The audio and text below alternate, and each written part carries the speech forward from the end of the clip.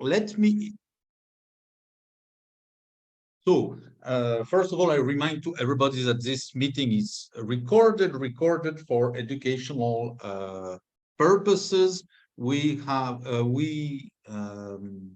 suppose that your participation, we consider that your participation is an agreement to be recorded. Let me remind you, my name is Nicolas Masłowski, that we have this cycle of conferences called Geopolitical Tuesdays.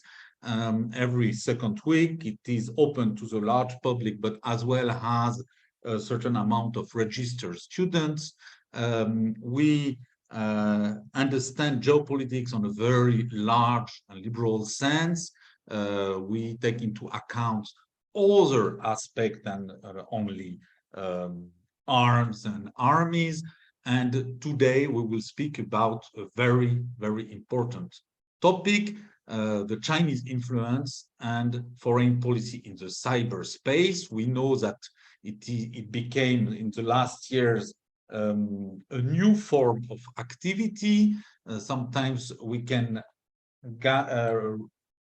think if it is an activity belonging to the hard power of this or the soft power or something in between. Probably we will know more about that today, thanks to Alicia Fawcett.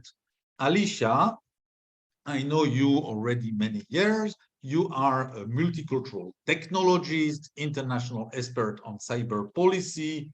You have a very, very long CV, a very long. I will not refer to all what you have done and all your titles. I sent resume to our participants already, but I would like just to remind that you know very well not only the great powers, but as well some of the very important regions of their influence. That is on one side the neighborhood of China, ASEAN, and so on.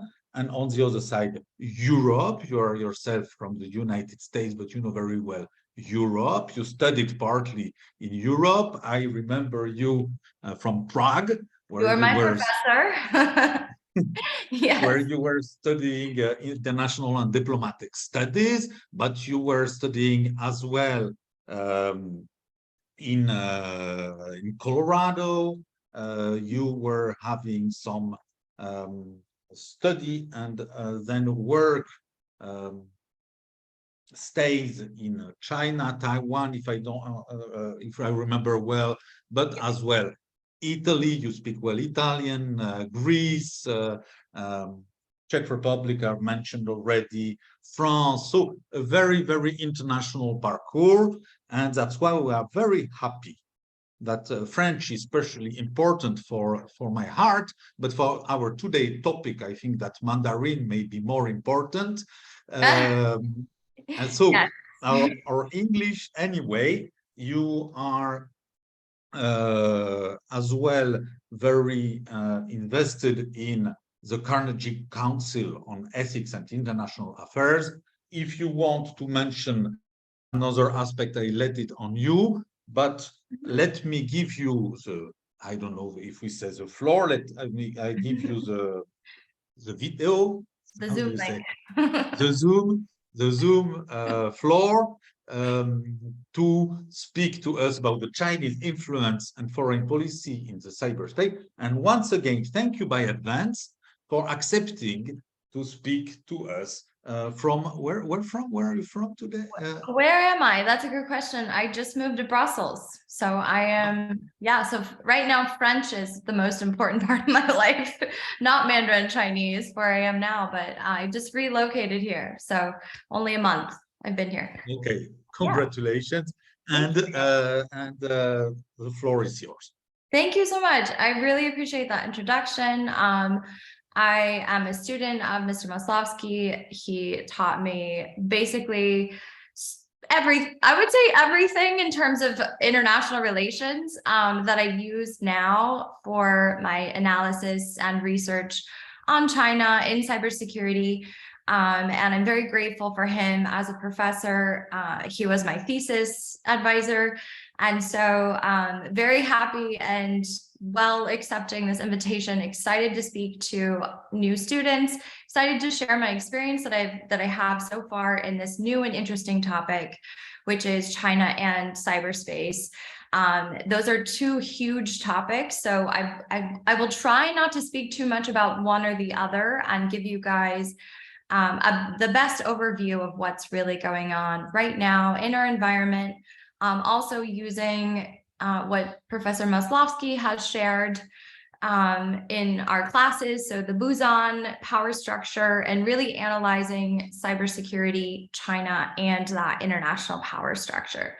So I'm very excited to be here today. As Professor Maslovsky explained earlier, I'm a part of the Carnegie Council for Ethics. I work on cybersecurity and ethics and support committees regarding the ethical concerns of data privacy compliance. I'm also a fellow at the Global Taiwan Institute, where I focus on disinformation, Chinese disinformation in the 2020 Taiwanese elections. I am a big proponent for getting involved in professional organizations all around the world and love to contribute and share knowledge here. At the moment, I'm working at McKinsey Company as a senior cybersecurity expert. And there I work with our China environment, so our new environment that we're developing in China in terms of understanding data, understanding laws, understanding China cyberspace, really. So I kind of have that hands-on experience right now in the China cyberspace. So further ado, that's a short bio about me. If it's okay, I will just go ahead and share some slides that I prepared here. And we'll get right into it. Okay. Okay. It works. Oh, it works. Okay, excellent.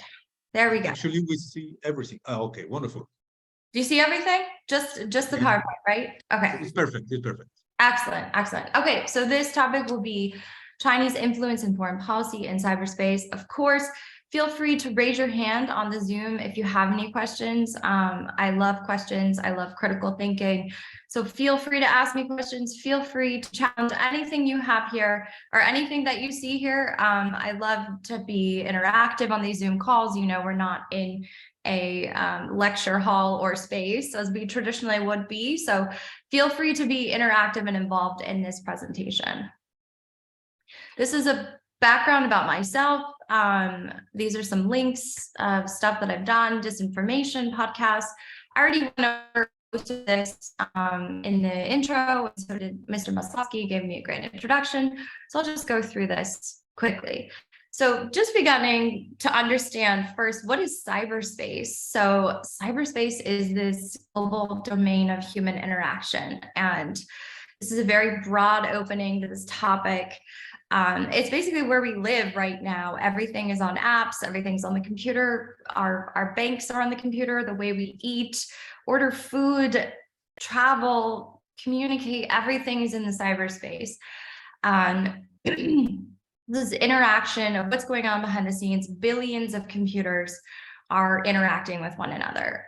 This is also a layered construct where physical elements enable this logical framework of interconnections, permits that processing, manipulation, exploitation, augmentation of information, and is characterized by decentralization. So there's many moving parts here to cyberspace. There's not really a hierarchical structure at the moment to cyberspace where we communicate and live our lives. That could change with the metaverse, but we'll see what happens in the future.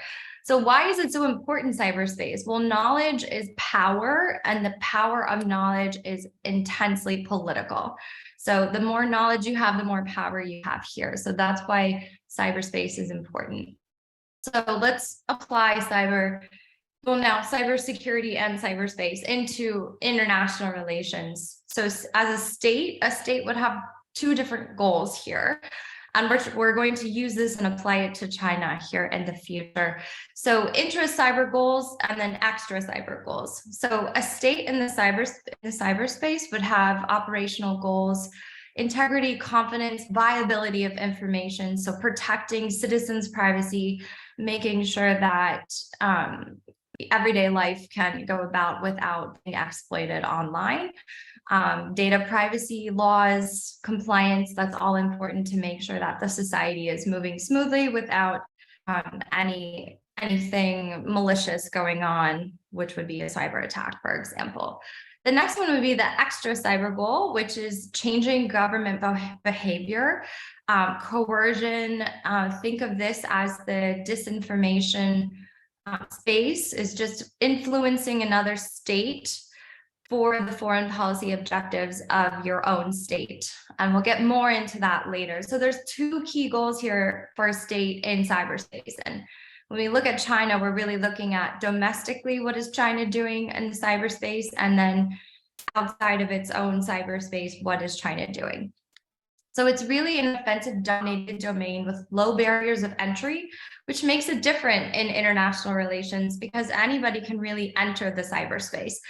There's not many barriers that you need to enter the cyberspace except for a computer.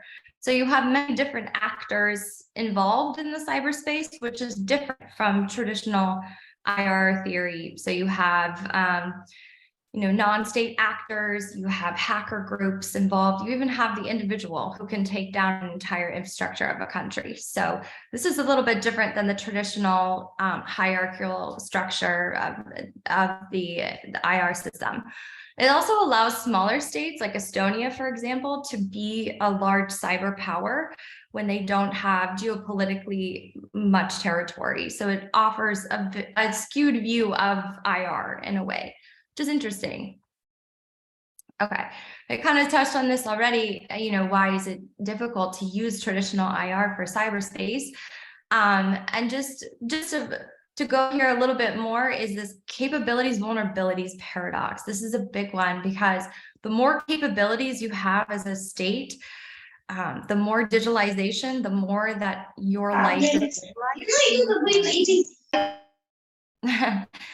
The more you're actually vulnerable. So which is very interesting because you're more unsafe when you have more things online, right? So it makes cybersecurity a very important part of international relations. And as China digitalizes everything, most of their businesses are digitalized now. They have even more vulnerabilities in terms of cybersecurity. There's also a new theory that came out called the network power theory, which means that it's important for a nation state to have a strong network, to have internet, fast internet, advanced technology, AI, quantum, for example, the emergence of quantum. It's really important to be a network power, and that's something new that we're seeing as well. Okay, and even more why it's important. The most important thing I would say is that cybersecurity supports the protection of values. And so now we're moving from cyber to cybersecurity. And when we look at protecting the cyberspace, we would look at cybersecurity as a way to protect the space. And it's important for that because you want to have the trust, the privacy, and the non-maleficence in order for a society and a state to be strong and to function well. There's also things called cyber peace, cyber conflicts, cyber attacks. We'll kind of get into that a little bit. Data flows are so important to world politics, especially right now in this day and age. I know you probably understand that right now, living in this cyberspace. And then, a lot of people do view cyberspace as this Hobbesian state of nature, where it's like a war against all, which is what George Lucas has stated. And we'll get more into that and touch on what that means. All right, cool. Okay, so before we can talk about China, I know we haven't gotten to China yet. We really need to look at what cybersecurity and realism is. And Mr. Maslowski touched on what is China? Is it what kind of theory would you really apply to China? And it's a hard one. Most people go right to realism, because realism is that international system of anarchy without world or government. But we can also see certain aspects of constructivism with China, actually. And if you look at the BRI, the Belt and Road Initiative, there's a lot of cross-border data exchanges and sharing of information in that project that China is pursuing. So we can look at China from many different theories, I would say, but the main one we're going to focus on here is realism, because it just makes more sense what China is doing at the moment with their cyberspace. So just looking at cyberspace as a physical domain, the US government military would define this as the fifth domain of warfare.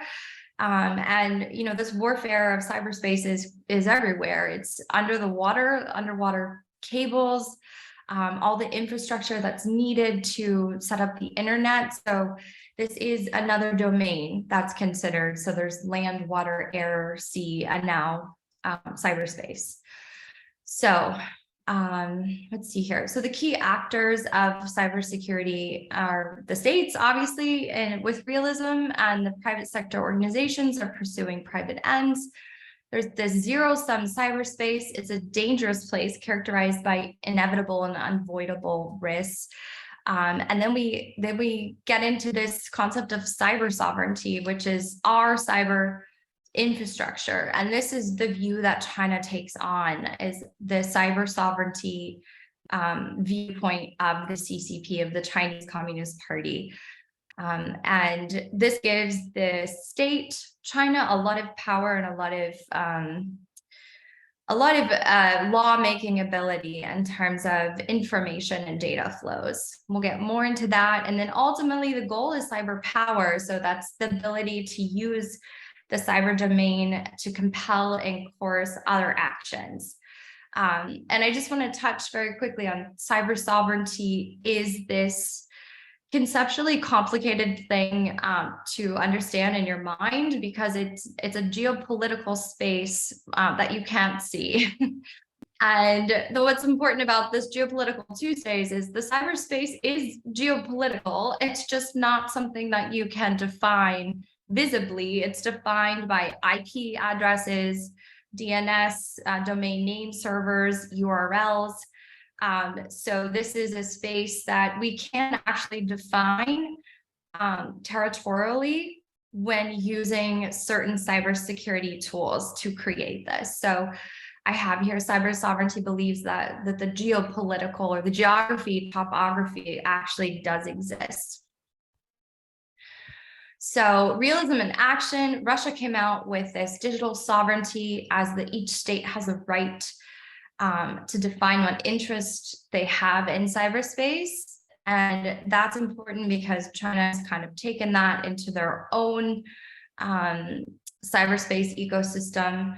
And Russia and China have exchanged a lot of ideas about cyber sovereignty and how to operate in the cyberspace. A lot of the disinformation operation ideas have come from Russia. So Russia's really this kind of playbook that China plays off of a lot. And then this is a big deal. In 2015, it was the first China cybersecurity law, which claimed control over its cyberspace. And then you also have the US Department of Defense. They also have their own global domain information environment. And so there are parts of other countries that do act in cyber sovereign ways, but China would be really the first one to create this concept. Okay, so this is more of China's perception of cyberspace. So so China introduced this concept of cyber sovereignty. I mean, the first time China was online was on May 1994, and this was a project with the Stanford Linear Accelerator Center. It really marked China's first entry into the cyberspace. Here. So there's a lot of different ways that China perceives using cyberspace than how in the West we would perceive the use of it. So for example, a lot of laws and a lot of control that we would think would be a breach of freedom of expression are, in China's opinion, are important to protect the citizens. So for example, censorship is a huge one. So censoring information on applications, censoring anything that goes against the party, for example, that in their opinion, in their perception, is to protect the citizens' public opinion, right? And so a lot of the times this will be kind of hidden under the term counterterrorism. So using the counterterrorism law, which is essentially censorship, right? So we also have counterterrorism laws that we use in the West and our governments too. So it's sort of a different perception in how viewing censorship and freedom of speech, which is a whole other topic. It's a really long topic, and how China views freedom of speech. And so they use the cyberspace in a different way than other countries. So, yeah, and the thing here is that China is increasing their influence in the international, on the international stage in international affairs. So, I mean, this new concept of cyber sovereignty might be something that reshapes existing rules and principles that govern cyberspace. So this challenges United Nations Universal Declaration in terms of everyone has access to the internet, everyone has the rights, private rights to their privacy, rights of their privacy. This really challenges the Western view of how we understand the cyberspace in the West, right? So that could be different, and we'll go further on how that's really taking precedence around the world, and something that we should really watch out for. It's very, very important right now, because that could be the way that we interact with each other, is through different splinter nets or different internets or different nation states, cyber nation states online. This could be our future. So very important. So China also has this very strange kind of co-evolution of development. So development is Xi Jinping's number one domestic policy, which evolved from Deng Xiaoping in the 90s and developing and growing China's economy. So this is still carried over into the cyberspace, but with restriction. So the co-evolution of development and restriction is interesting at the moment, because there are a lot of setbacks to developing domestic technology if there are so many laws and restrictions. Let's see here. Yes, and so I think that this is kind of my opinion, like China is really seeking to produce this legitimacy in international law and having the international system adapt cyber sovereignty and taking Westphalia and making this a cyber Westphalia, where each nation state has their own cyber sovereign space.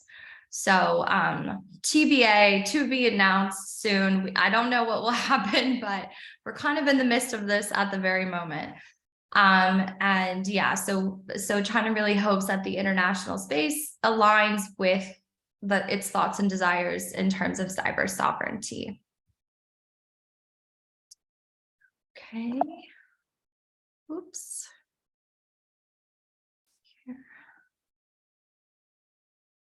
Okay, and just really quickly, the pro-sovereign debate here I've been talking about is that they have the largest number of internet users in the world right now as a country, but they also have so many cyber attacks.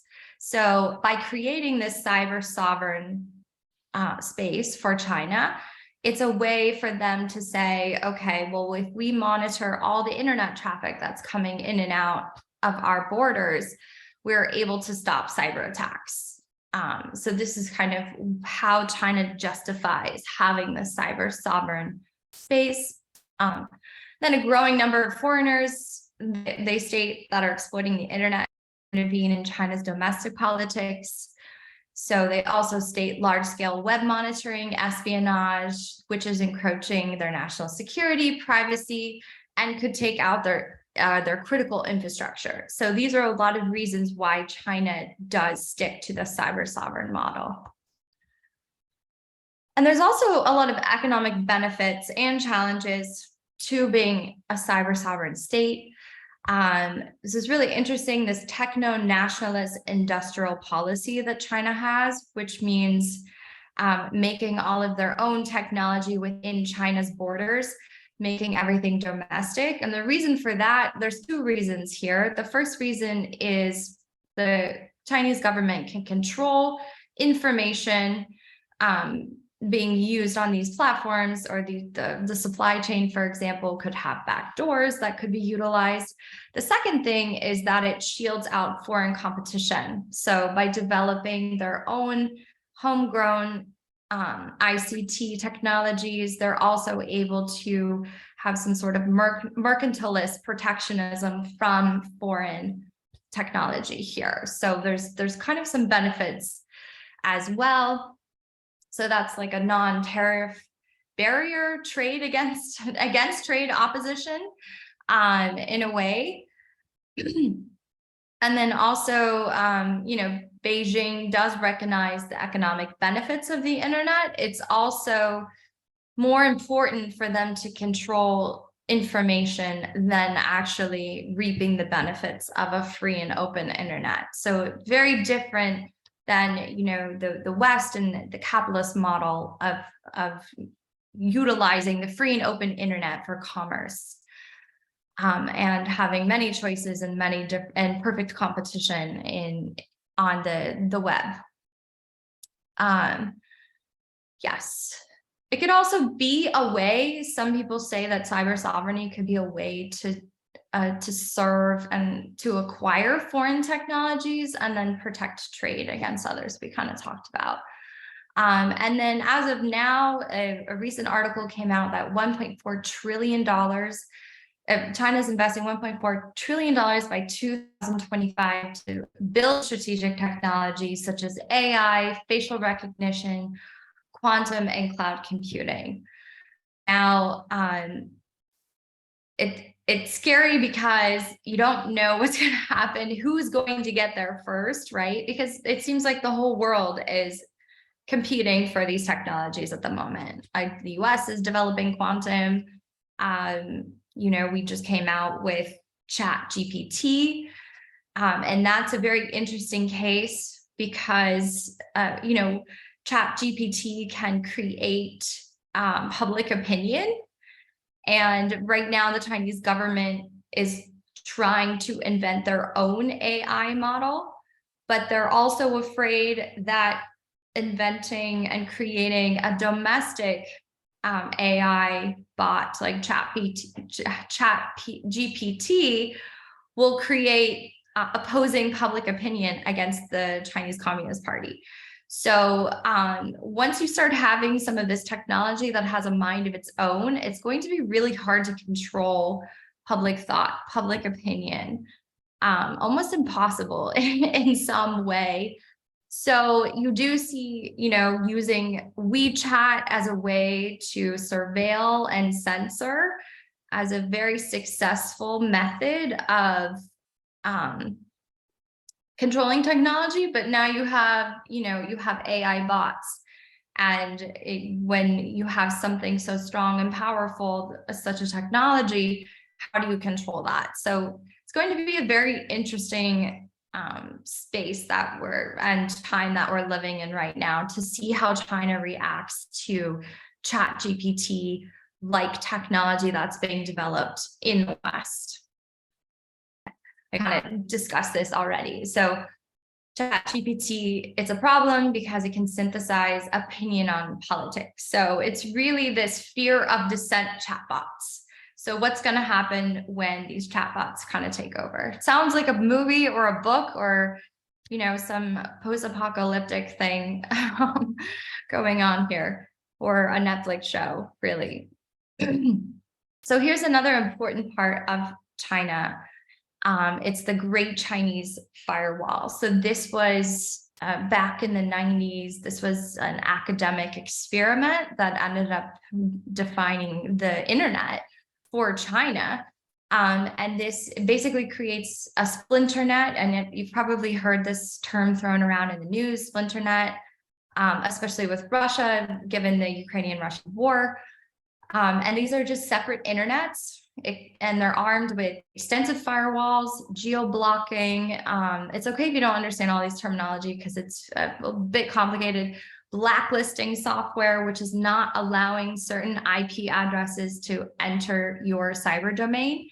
Censorship, and then relying on data localizations to control information within the cybersphere. And we'll get into more about data localization because that's a huge one, is where data is resting. But this great firewall contributes to censorship, blocks IP addresses, filters domain name systems, and URLs. So this is how you create a cyber sovereign space. This is how you create a state intranet. You have the internet, and then you have the intranet. So the intranet is something controlled by these cybersecurity tools here, which is quite interesting. Okay, so, and then we have this question, is China and being a cyber sovereign country a new role model for the world? I mean, it kind of seems like it right now. Other countries are following China's cyber sovereignty. For example, in 2015, Thailand announced it would develop censorship tools similar to China's. It never materialized, luckily. There was a lot of opposition in the government to this, but just that act in copying China and what they're doing right now. And then also in 2017, Indonesia adopted a law to localize data, to keep data in Indonesia, on servers in Indonesia, of foreign companies. And then 2019, Vietnam established a set of cybersecurity laws very similar to China. And Vietnam is also a country that is pretty close to the cyber sovereign state of China.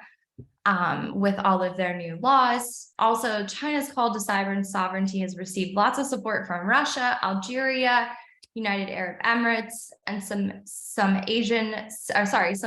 Asian states as well. So I kind of already touched on this already. These are just the laws that China has developed regarding its cyberspace evolution. This informationization, this is a really hard word as a native English speaker to pronounce, is the core of China's cyberspace plan. You see it everywhere in all their 5-year plans, 10-year plans, you name it. Informationization is really the key word here. And then in 2016, Chinese regulators prohibited foreign investment on joint domestic and foreign investment companies in providing online publication services in China. So what that law did was actually stop any foreign media from disseminating news or information in China. So really crowding out and blocking out any other views in China. And then this is really interesting. In 2014, the Cyberspace Administration of China, which is the main administration that deals with cybersecurity of the Chinese government, stated that there's no national security without cybersecurity, and there's no modernization without informationization. Wow, it's just a tough one for me. So as you can see, this is really important to them. And so, yeah, and then here is something really important, is this cybersecurity law. It's important for my company as well. It's basically saying that foreign businesses that do business in China have to have, and their data is produced in China, have to have their data sitting on servers in China. And that's really, really tough because not a lot of consumers that are giving their data to multinational companies that operate in China want their data to sit in China for obvious reasons of government surveillance or taking personal information. The Chinese government has access to all of that. So it really makes doing business in China tough with all these new cybersecurity laws that many multinational businesses now have developed their own China internet, their own cyber sovereign internet within China, just so they can comply to the Chinese government's cybersecurity laws, which is tough. And there's also something called MLPS, which is a China cybersecurity certification that a lot of foreign companies have to get in order to even operate legally in China. So there's a lot of red tape here. Really does not make doing business easy in China. But again, we go back to the fact where Beijing is more concerned with the public opinion going around China than it is with the economic benefits that come from the free and open flow of information. So, and about a few days ago, they just announced that there's a new National Data Bureau, which basically is in charge of regulating all data rules. So anything multinational companies, if they can export data, they're enforcing data collection, sharing rules for businesses, especially for foreign businesses. So this is all in defense of political sovereignty, order, and social stability.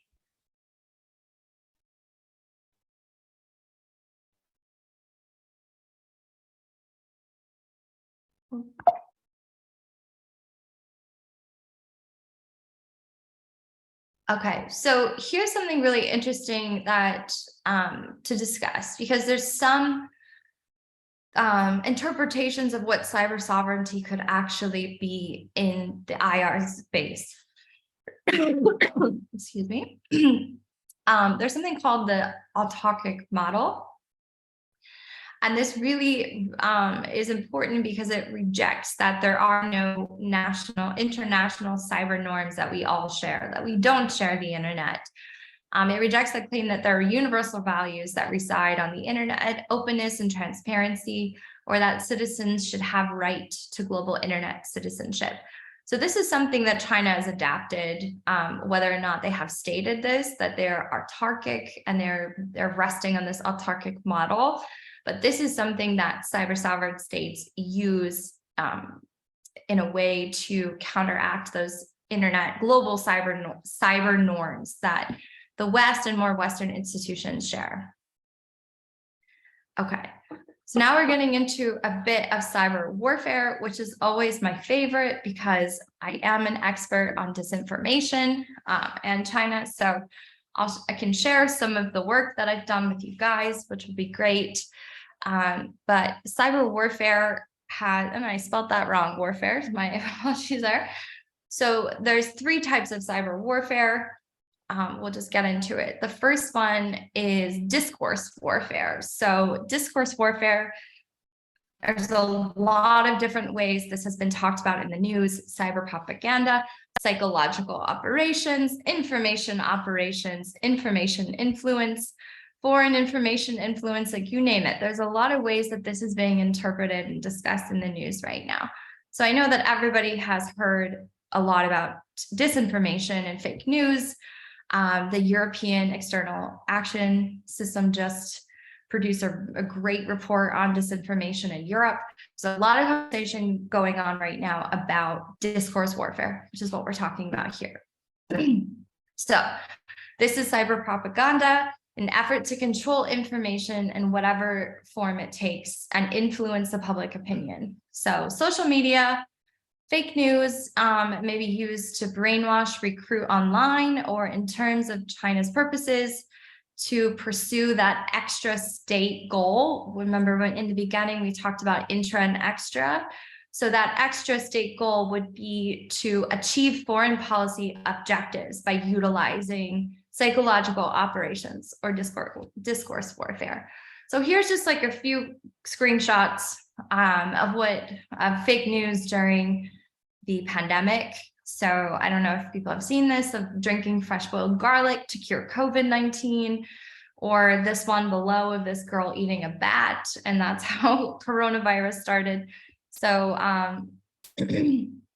here's some examples. And then here's another way of interpreting discourse warfare to a more granular level.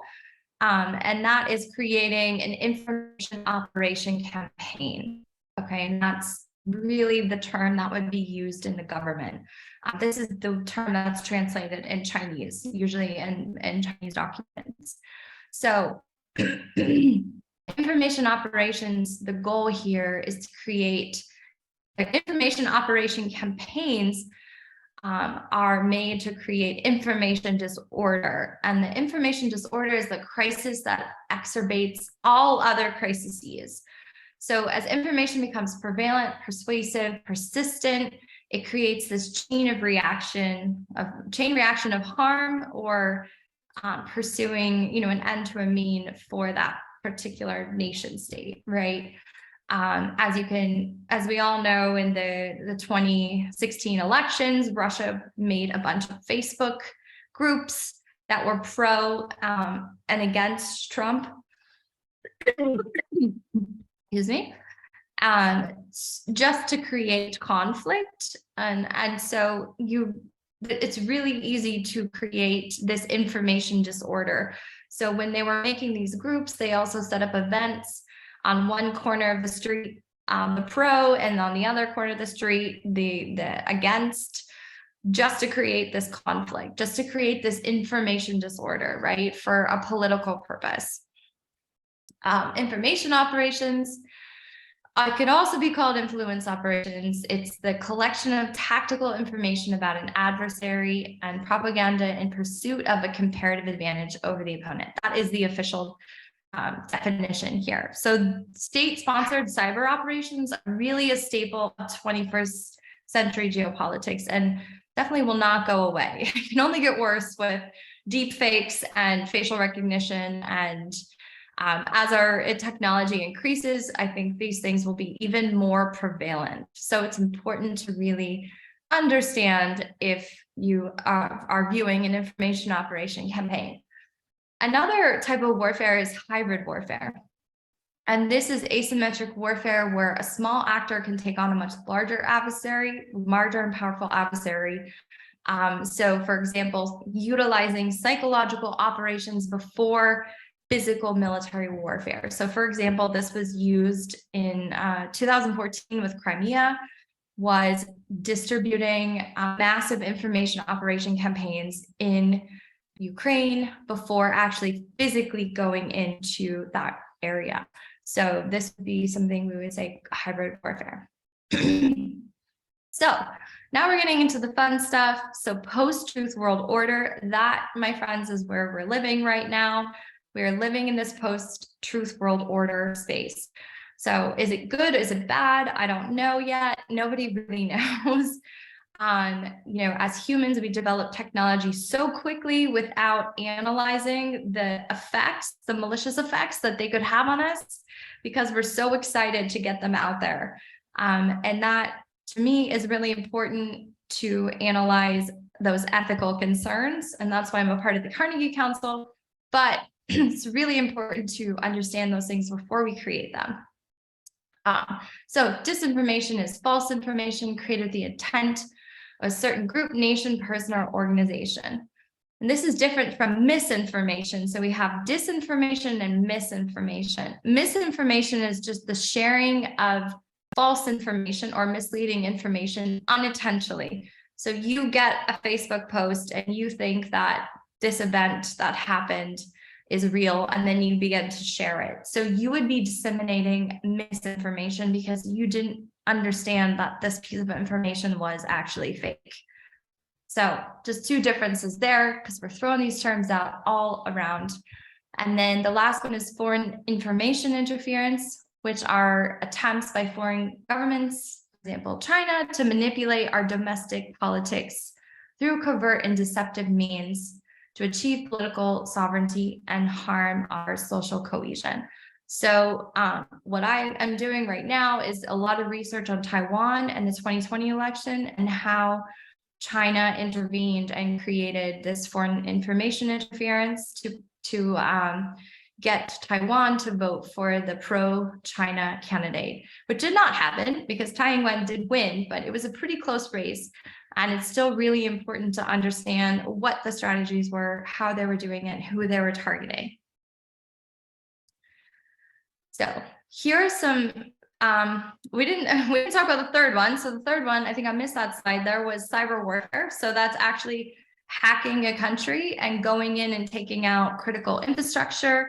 So we would say when the lights go out, so taking out the electrical grid, shutting down transportation, you could be poisoning water supply of another country digitally from a remote place. So cyber warfare is definitely a risk. As you can see right now, there's more disinformation floating around than there are cyber warfare campaigns, but it has definitely happened. And it definitely will continue to happen in the future. I'm very, very assured of that.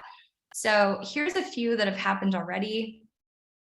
This Flame, it was malware in 2012 that attacks computers running Microsoft Windows. It was used to target the Middle East for cyber espionage. Then there was Net Traveler, or TravelNet, and that was spyware. Functioned as a Trojan horse, which got into your computer as something else. We all know the Trojan horse story. And then it got into the system.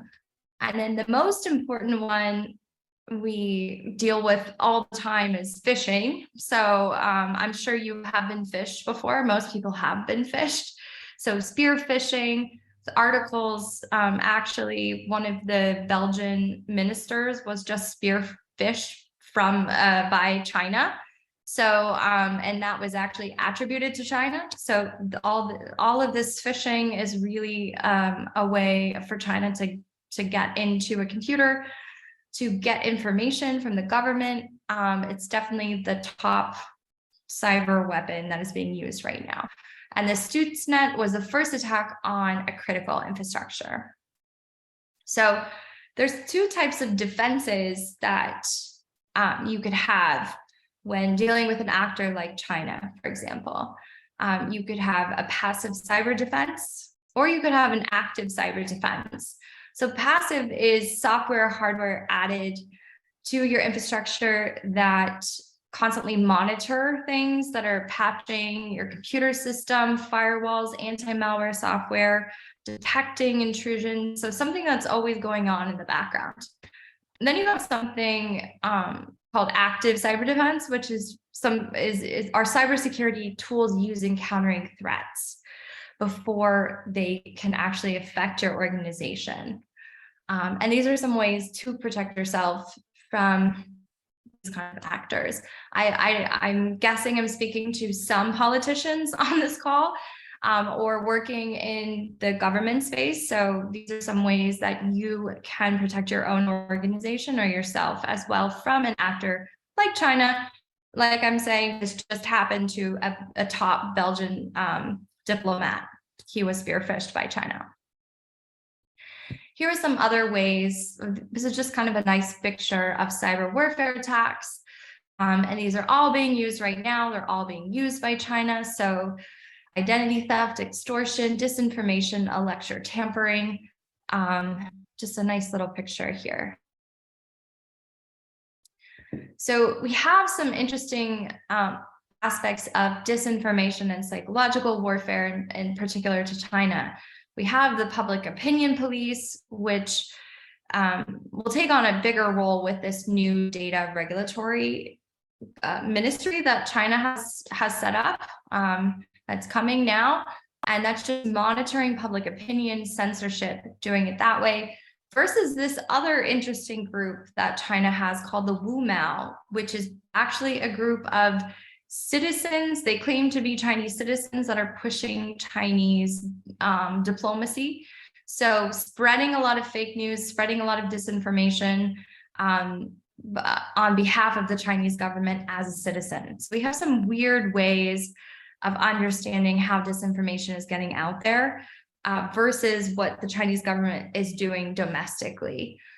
And then we have the more infamous base 311 in southern China, which is where there are thousands of operators that are creating this disinformation and spreading it out to the wider world.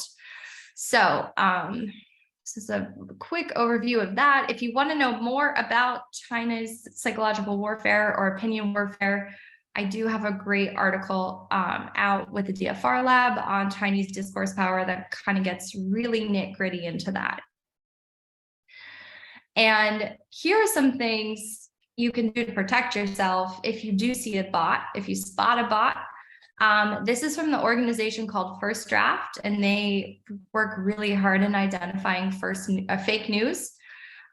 So this is really cool. It's just looking for some ways of identifying fake bots, spreading fake news, so you do not yourself become a victim of this. So here's some ways that when I do my own research, I look for fake accounts, and here are some ways that you can also identify that, right? So the first thing I see here is I see a person, he's from Singapore, he lives in Illinois. Okay, that's fine. But then when I go to his Facebook and look at his domain clearly does not match his name. So to me, this is probably a repurposed account.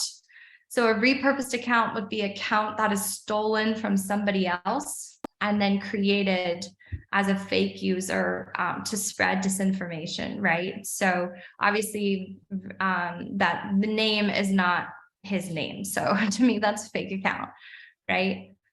Here's another interesting thing that happens. This is from Telegram.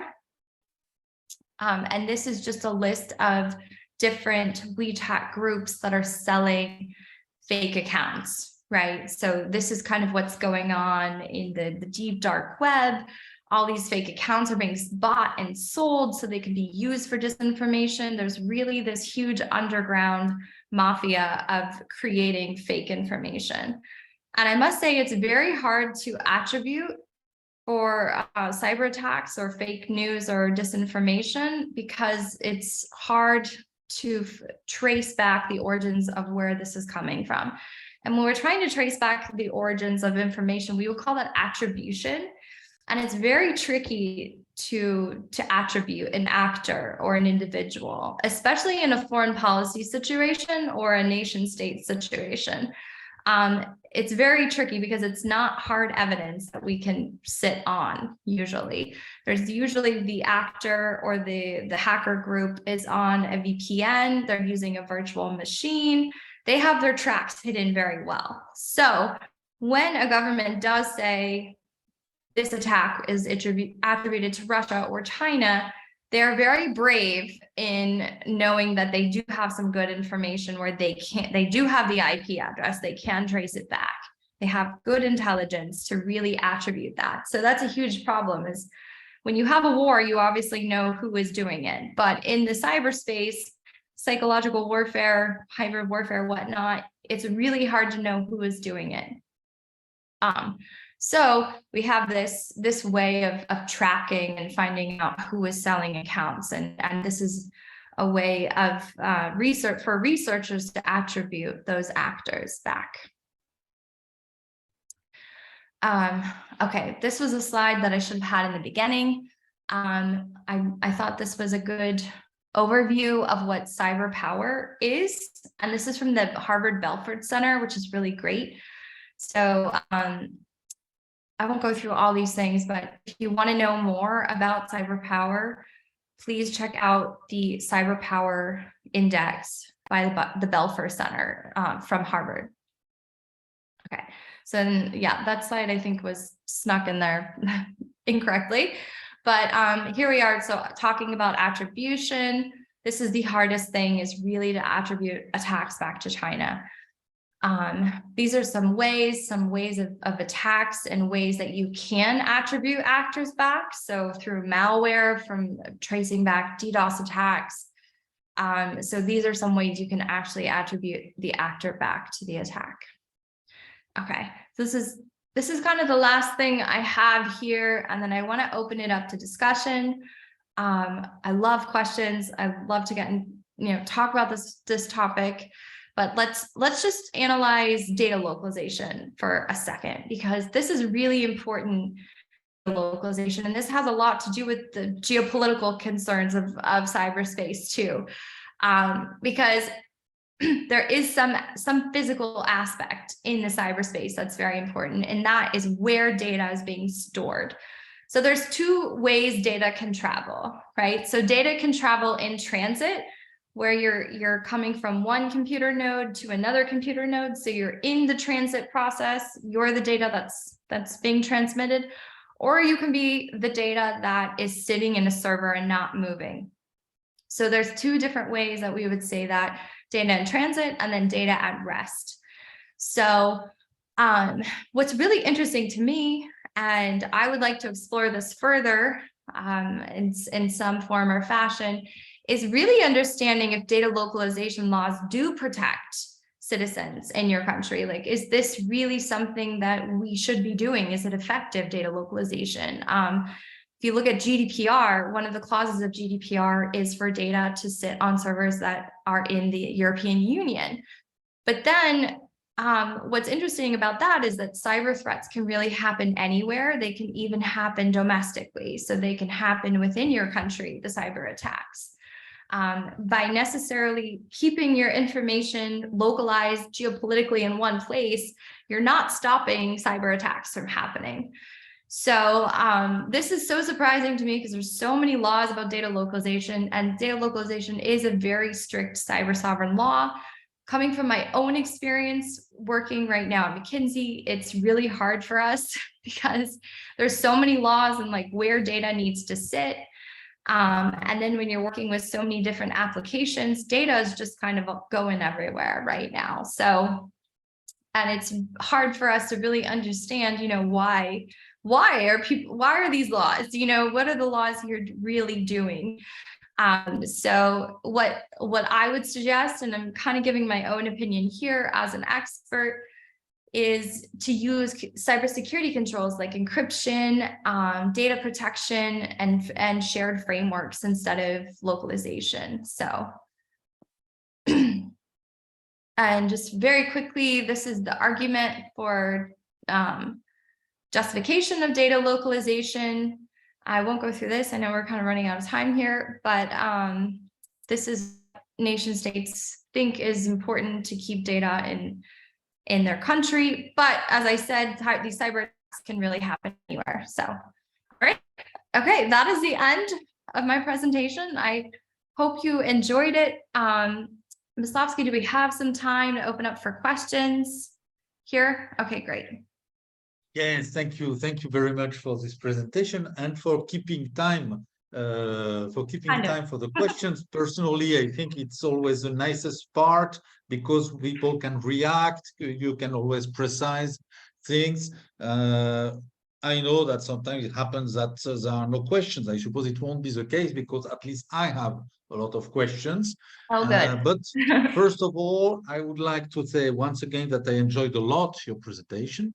And I open the floor for questions. You can ask questions by writing at the end or writing in the chat.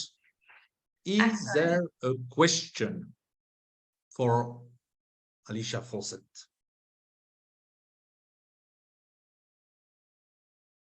All right. I see that somebody put in chat GPT here.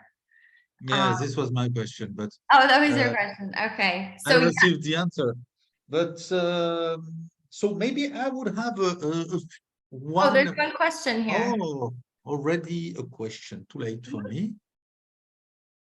What do you think about artificial intelligence in cyberspace? Potential advantages and disadvantages, especially now when everyone are adopting strategies regarding this AI.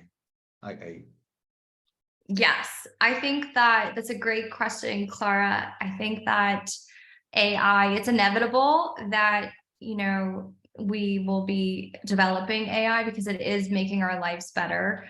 I've also used Chat GPT to understand some Belgian laws here already. So I think it's important for us to develop AI. I think the advantages are to make our lives easier, obviously, with all aspects of technology. It's also important for governments to use AI, making better strategic decisions, understanding different countries, using it to comprehend massive amounts of information in a short period of time.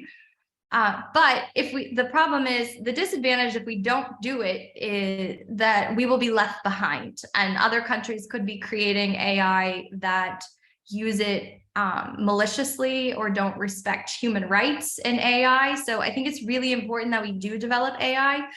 The European Union, the US do have an ongoing project on AI. So I think it is important that we develop that, but we make sure we develop it with ethical concerns in mind and how it affects humans and how we live and our human rights as well.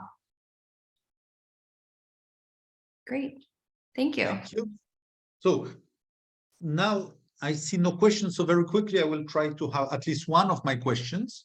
I have only naive questions, but my first question is, do you know, or can you estimate more or less what % of the budget of China compared to the arm budget is devoted to cyberspace and cybersecurity? And is it artificial to make this parallel? Because we know that investing in cyberspace is not only a military or internal security question. So how can we measure? And third part of the same question, do you think, I suppose that you cannot answer to all these questions, but I wanted to ask, do you think it's a good investment to invest for the Chinese state for military or control purposes into the cyberspace protection? Awesome. Great question. And that is a hot topic in the news right now because China just released their military budget, which is pretty close to the US one, which is the largest budget in the military budget in the world. So that means a lot right now. And yeah, so China definitely is taking the cyberspace very serious. I think they're investing more money in cyberspace in terms of cybersecurity, right? So cybersecurity and internet, developing the internet digital ecosystem. So digitalization and cybersecurity, in my opinion, would be what is being calculated for investment in cyberspace. Is huge. And as I was showing that one slide, I just pulled that number. It's $1.2 trillion China's investing in just developing technology. So I think it's definitely the biggest investment in cyberspace we've seen in the world, very close to the US, I would say. So there's definitely this technology Cold War, like coming very close to one another. I think what will be important is quantum.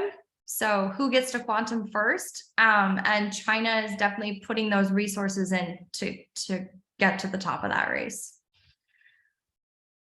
Good question. You. And I see Pauline Jamin or Pauline Jamin. I don't know how to pronounce it. Yes, it's Pauline Jamin. It's French. Oh, very nice.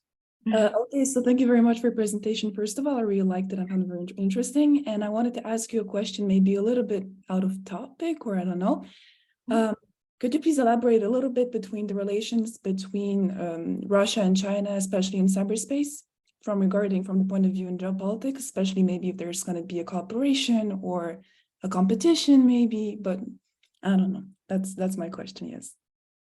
Thank you, Pauline. That's a great question. The relationship between China and Russia is a very important one here. And as we can see right now with fake news and disinformation, the Chinese government is supporting the Russian war right now and disseminating that fake news.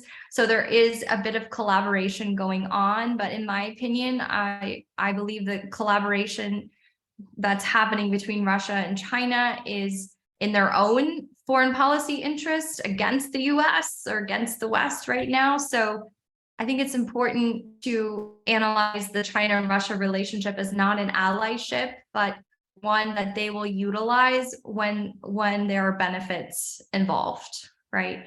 So as in historically, China and Russia haven't had the greatest relationship. And it was actually one of the reasons why China shift to the US with Mao and Nixon. So it's important to understand that China and Russia are still geopolitically and culturally different, but they do have the same foreign policy interests in terms of cyber sovereignty and protecting their own cyberspace. So we could see a shift, a geopolitical shift to cooperating in the cyberspace in the future. Thank you very much. Yeah, thanks. Thank you. There is a question in the chat. I don't know, do you have to, maybe I can read it? Yeah, I can read it too if you want, whatever's easier. What are the possible advantages for a state after achieving quantum technology? Great question. And to be honest, I don't think anybody knows right now. But from my understanding, my novice understanding of quantum right now is that we will be able to achieve things with greater speed. We'll be able to understand things with greater speed. There's also a lot of disadvantages to quantum. For example, breaking encryption. So right now, our information, when it travels from one side of the world, from one node to the other node, we are fully encrypted. We use encrypted keys to protect data, and those keys can be easily broken with quantum. So how are we going to protect information that's traveling anymore once quantum is achieved? It'll be very, very easy for cyber hackers to get in and pull information if we don't develop anything else to counter quantum. So this is an advantage for the state, but it's also a disadvantage. So it's something that the state really has to be prepared for. Thanks. Thank you. Thank you. Any questions? Other questions? Maybe I can use this moment to have a second question to you. Yeah, Oh, no. sure. There is Mateusz Kachnik that has a question. Okay. Could you briefly speak about the rising popularity of deep fakes? Do you think at some point we will have to learn how to overcome this topic? Yeah, so deepfakes are a huge problem right now and will definitely be used maliciously in terms of disseminating disinformation. As I don't know if anybody's seen, some videos on YouTube of deepfakes and how easy it is to distort the person. It's really hard for us as humans to understand if we're watching a deepfake or not. There's also a lot of photo software where you can create fake people, which is really hard to find for us to understand if that's a fake person, a fake photo. So it's a huge problem. I would say it's a huge problem for fake news and disinformation. Thank you. I see that there is a second part of the previous question concerning quantum technology still from Maciej Nasiadko.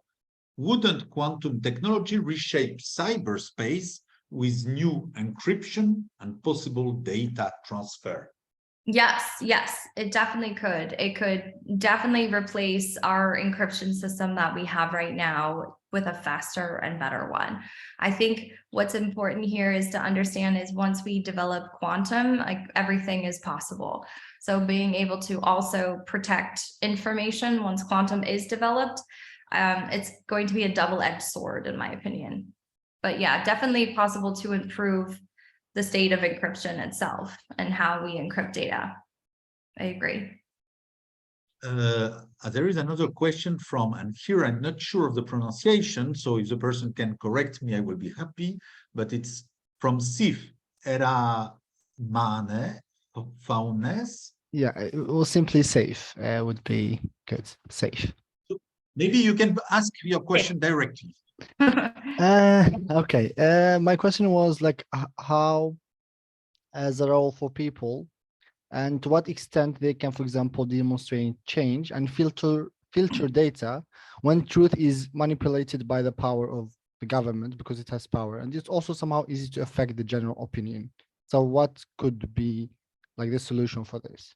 So like an average citizen, how could they contribute to protecting themselves from disinformation or from disinformation from being distributed?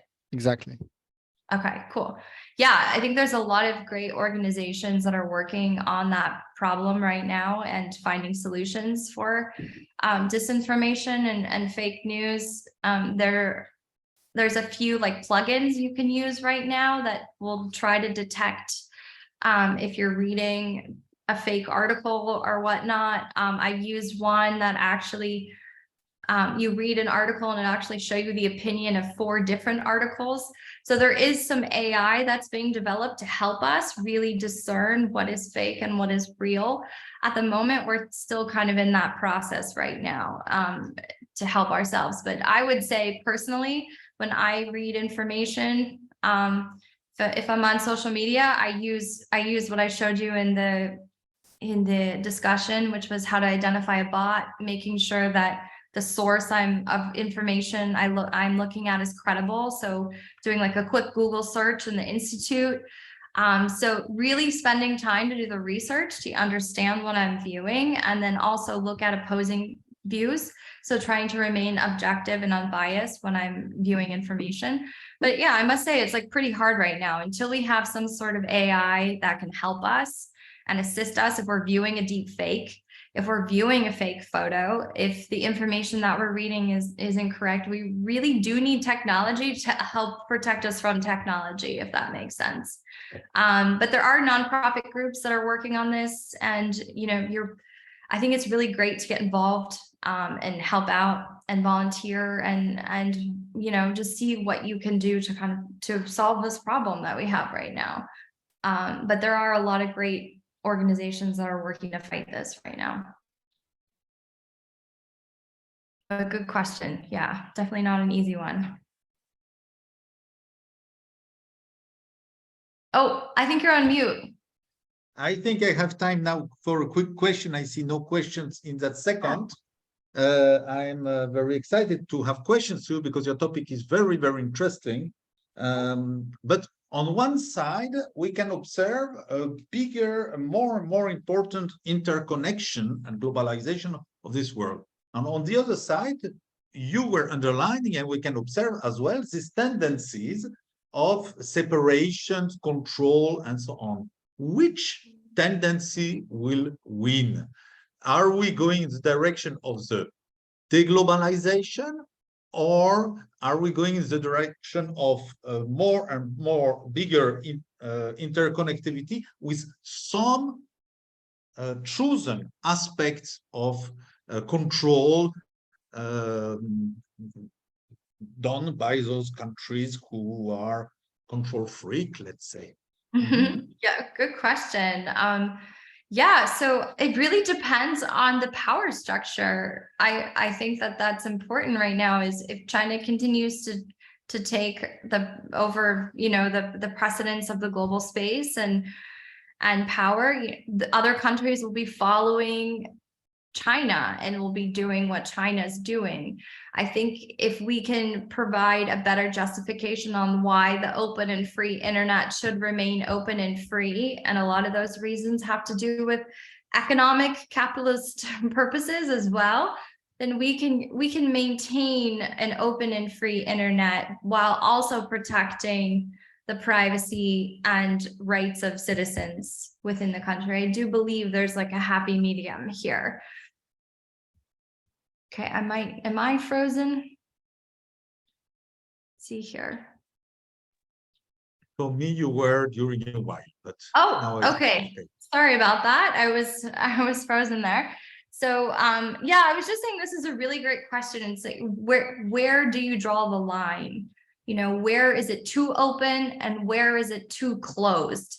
So you want it to be open so we can share information, so someone in Africa can learn how to build a car from a YouTube video in America, right? For example, we want the flow of information. We want all people to get this information, But we also want to make sure we can protect ourselves from cyber attacks. We can protect the privacy of our information and that governments are not surveilling us.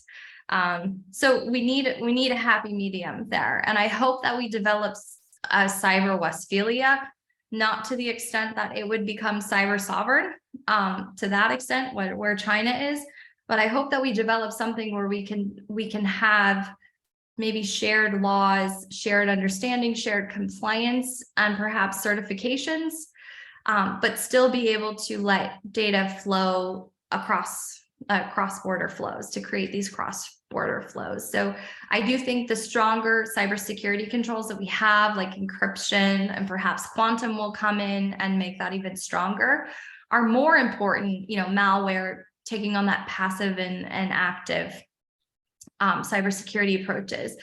That will be more useful in protecting information from hackers and protecting privacy than creating these splinter net environments where we're so isolated from one another and information is isolated that it creates this sort of geopolitical environment where we have our own little cyberspaces and nobody is communicating as we are now. Some people say right now is the period of internet enlightenment, that right now we are able to enjoy the benefits of internet and soon we won't. So it really depends on how strong China is in that role model of being a cyber sovereign power, or how many benefits we can really take away from, justifying our open and free internet that we have now. But definitely keeps me up at night. definitely scary stuff. Yeah. Thank you for this very clear answer. Without any possibility to know the future, I know, but Pauline has a new question, I believe. Pauline Jamin? Yes, I have another question. Yeah, sure. So, where is NATO in all of this? Could you please elaborate how does NATO contribute to this protection from Chinese cyber threats? And because as far as I know, NATO created the Joint Intelligence and Security Division in 2017. And so, yes, my question is, how can NATO elaborate the strategy against those cyber threats? Good question. So NATO does have a China disinformation team. They have a team here. They're here in Brussels. And they're working hard to counteract the threats for all of Europe. And that's a really good question because NATO is a military organization that is traditionally, thwarting attacks physically, but NATO will have to transform into a military organization that also thwarts attacks in cyberspace. And so NATO understands that, and they're creating different departments and ministries, like you said, the Joint Intelligence one to prevent attacks coming, mainly from Russia, but they also are looking towards China too. I mean, in Estonia, there's a new cybersecurity ministry for NATO just focusing on Russia. So I think you'll see that China will also be more important because geopolitically now, China can be just as close as Russia in the cyberspace, right? So once we start talking about threats, even though China's farther away, China's going to have the same amount of power in terms of, attacking Europe in a cyber warfare scenario that Russia would have. So it is really important that NATO doesn't just take its neighbors into account, but it takes the rest of these bad actors into account too. But good question. Thank you very much again.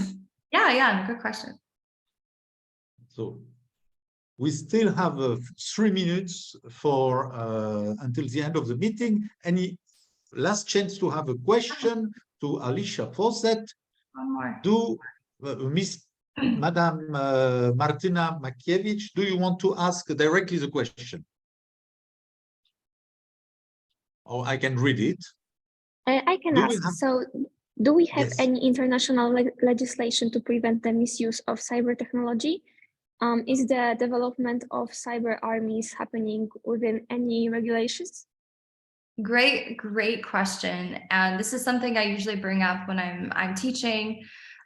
We don't really. I mean, that's the answer. Is it's kind of like Well, I would say we do and we don't. So we have pre-existing legislation that's usually drawn upon when discussing cybersecurity, but it's such a new space. A lot of UN convention, cybersecurity conventions have been trying to come up with laws, unsuccessful. Many international groups or even private sector working groups have been trying to come up with cybersecurity laws. And it's tough. It's not something that everybody can agree on. I think the hardest part is the cyber norms. Nobody can really agree on cyber norms right now. And we do have this kind of fight between cyber sovereignty, protection of data and privacy versus the open and free internet and distribution of a free flow of information, right? But we do have one thing I want to mention is the Budapest Convention on Cybercrime. And this is a really important convention because it's basically the first convention that we have agreed upon in terms of cybersecurity. And it's only for cybercrime, but it does really help Europe. It's only Europe, it's a regional convention, but it helps the European police institutions to share information about cyber attacks and hacking and fraud from different European countries. So it does give this agency and allows different European countries to work together to combat cybercrime. So this is the only thing we have right now, but this is a huge deal. Yeah, I can give you my presentation. I'll send it to Maslovsky. So yeah, really great question. Yeah, cyber armies are developing with no regulation. They're developing in people's bedrooms. A 17-year-old hacked a water supply in America from London. Like, these things are just kind of happening everywhere, and there's really no regulations except for existing laws that are being used in courts. But there's really no laws right now. They should be developed. So. Okay, it's 4:29. I just have a few seconds. Oh, it's 30 to tell you, Alicia. Thank you so much.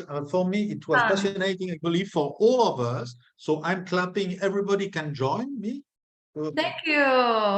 Congratulations, Alicia. And for us, it was a great chance to have such a specialist speaking in understandable words, even if it is a highly technological question. Yes. And I hope that one of these days we will have the occasion to meet you in Warsaw. That would be Maybe great. you can come for the Warsaw Security Forum or another occasion.